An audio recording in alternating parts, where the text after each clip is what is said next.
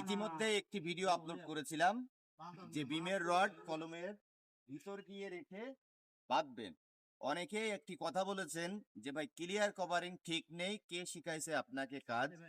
একটা কথাই বলবো, বর্তমানে যে কাজ করা হচ্ছে ক্লিয়ার কভারিং, যে কথাটা আপনারা বলেছেন সেই কথাটাই আপনাদেরকে ক্লিয়ার করব।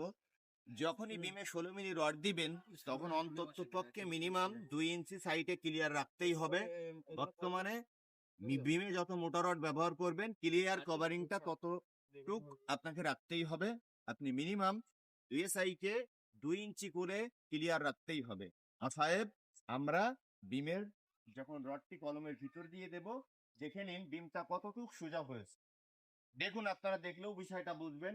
যদি এই রডটা একটা কলমের ভিতর দিয়ে দেওয়া হতো, একটা বাইরে দিয়ে দেওয়া হতো, সেই জন্য কিন্তু ক্লিয়ার কভারিংটা ঠিক থাকতো না, আর বাদ বাকি বিমের রডটাও কিন্তু সোজা থাকতো না।